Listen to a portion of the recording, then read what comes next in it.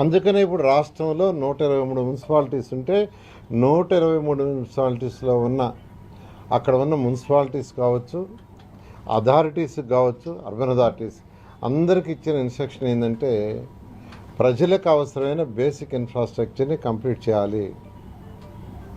Drinking water high priority. దానికి అమృత 2.2 scheme వచ్చింది కేంద్ర ప్రభుత్వం. త్వరలో టెండర్స్ ఫైనలైజ్ చేస్తున్నాం.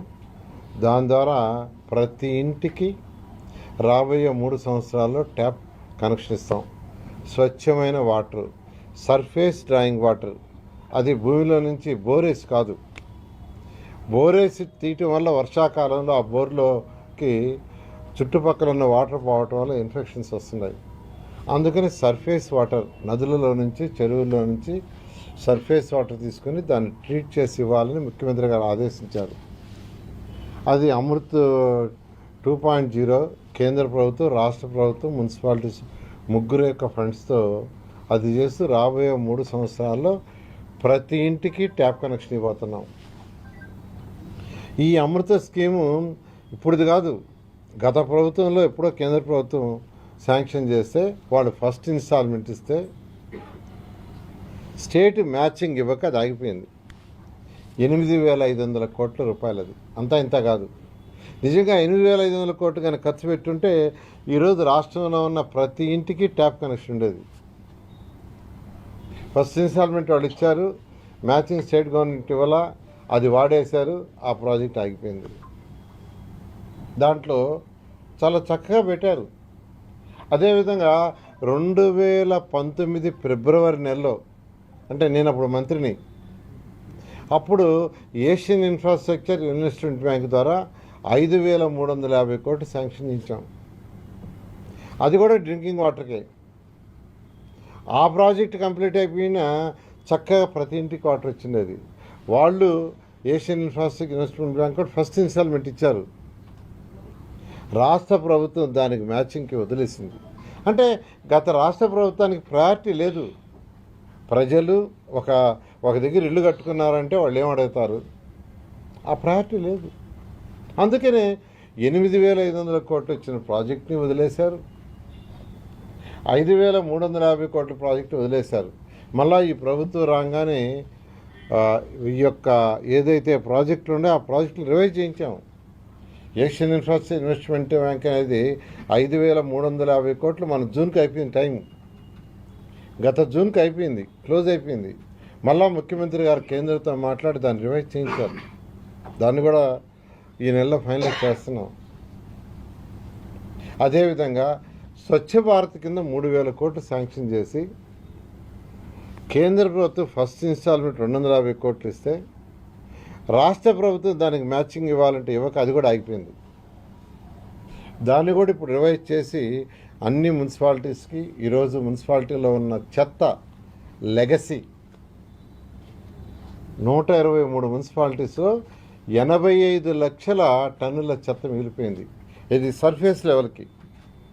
మళ్ళీ సర్ఫేస్ లెవెల్ కింద 20 లక్షలు ఉంది.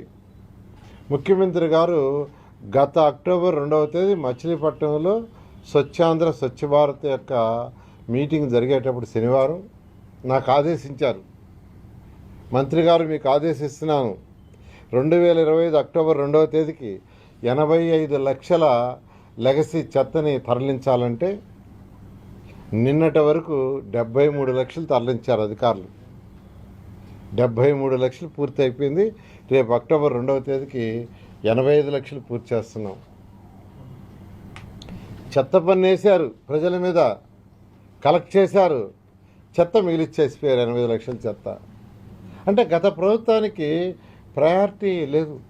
ఒక పక్క ఎన్జిటి, సుప్రీంకోర్టులు ముటికాయలు వేస్తున్నాయి, వీటిలన్నిటినీ క్లీన్ చేయండి, వీటి వల్ల అనేక రోగాలు ప్రజలకు వస్తున్నాయి అంటే గత ప్రభుత్వానికి అసలు పట్టించుకోవాలా. కానీ ఈ ప్రభుత్వం రాగానే కేవలం 1 ఇయరే ఇచ్చారు మా ముఖ్యమంత్రి గారు.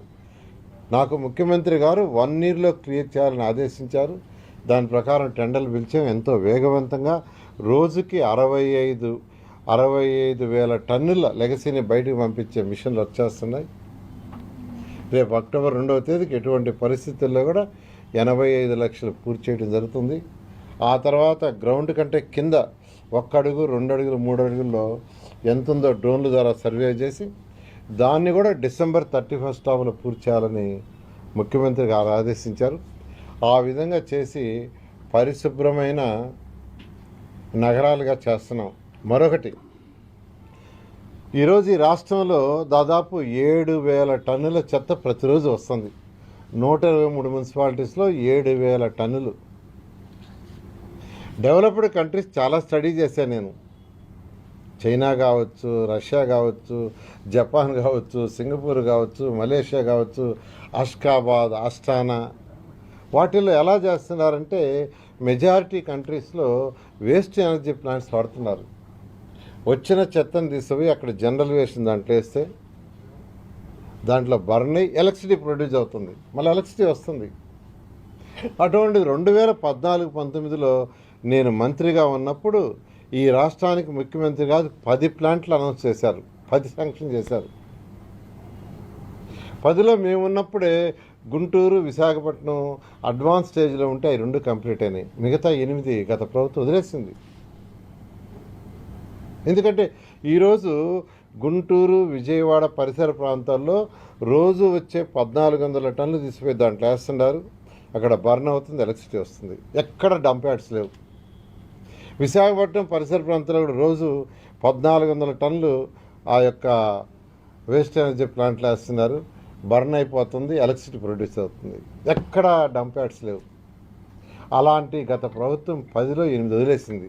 మళ్ళా ఈ ప్రభుత్వం రాగానే మరొక 6 టేకప్ చేస్తున్నాం. దానికి కాకినాడ, నెల్లూరు, కడప, అనంతపురం టెండర్లు అయిపోయినాయి 4. మరొక 2, ఒకటి తిరుపతిలోను, మరొకటి విజయవాడ. అంటే గుంటూరు, విజయవాడ కలిపి ఆ రోజు పెట్టాం. ఈరోజు అక్కడ 1,400 ఎక్సెస్ అయిపోయింది. అందులో విజయవాడలో మరొక 1000 టన్నులతోనూ, అదేవిధంగా తిరుపతిలో ఒక 600 టన్నులతోనూ శాంక్షన్ చేసాం. అవి 2 కూడా త్వరలో టేకప్ అవుతాయి. అవి చేయాలంటే 2 సంవత్సరాలు పడుతుంది. ప్రాజెక్టు ముందుకు రావాలంటే ఎందుకంటే ఈచ్ ప్రాజెక్టు యొక్క కాస్ట్ 350 కోట్ల నుంచి 450 కోట్లు పెట్టాలి పెట్టుబడి వాళ్ళు. ఇలా ఈ రాష్ట్రాన్ని నిజమైన స్వచ్ఛాంధ్ర, స్వచ్ఛ భారత్ చేయడానికి ఈరోజు మున్సిపల్ శాఖ చేస్తుంది. High priority. ఈరోజు అధికారులకి, అటు అర్బన్ అథారిటీ అధికారులకైనా మున్సిపల్ కమిషనర్కైనా ఇచ్చింది ఏంటంటే ప్రజలకి నిత్యావసరాలైనటువంటి బేసిక్ ఇన్ఫ్రాస్ట్రక్చర్, మీరు డ్రింకింగ్ వాటర్కి ప్రయారిటీ ఇవ్వండి. Next road, drains, lights. Drains అంటే రోజు యూజ్ చేసే వాటర్ బయటికి ట్రీట్ చేసి పంపించడం, వర్షాకాలం వస్తే నీళ్లు ఫ్రీగా పోవటం, దానికి హై ప్రయారిటీ అని ఈరోజు చెప్పడం జరిగింది. అదేవిధంగా ఏదైతే తొడా వాళ్ళు ఒక టేకప్ చేశారో ఆ ప్రాజెక్టు ఇన్కంప్లీట్గా ఆగిపోయింది. అది కూడా రేపు జూన్కి కంప్లీట్ అయ్యేటట్టుగా ఆ కాంట్రాక్టర్తో మాట్లాడాం. అవసరమైతే కొంత లోన్ రైజ్ చేసి ఇమీడియట్గా దాన్ని జూన్కి కంప్లీట్ చేసేసి ఎటువంటి పరిస్థితుల్లో కూడా జూన్ నెలాఖరాకి తొడా ఆఫీస్ని కంప్లీట్ తొడా వాళ్ళు టేకప్ చేసిన ఆ ప్రాజెక్టుని 100% కంప్లీట్ చేయడం జరుగుతుంది. అదేవిధంగా మున్సిపల్ కార్పొరేషన్ కూడా ఒక బిల్డింగు టేకప్ చేసి అది కూడా మధ్యలో ఆగిపోయింది. దాని గురించి కూడా అడిగారు. అది కూడా ఎలా చేయాలనేది ఆలోచిస్తున్నా. దానికి కూడా ఫండ్స్ ఏ విధంగా చేయాలి. ఎందుకంటే ఈరోజు ఖజానా ఖాళీ. గత ప్రభుత్వం 10 లక్షల కోట్లు అప్పు ఇచ్చేసిపోయింది. ఆ అప్పు తీర్చే బాధ్యత వద్దంటే మళ్ళీ ఈ ప్రభుత్వాన్ని. ఈ ప్రభుత్వం అందంటే ప్రజలే, మనం అందరం కట్టే ట్యాక్సుల్లోనే దానికి తీరుస్తున్నాం.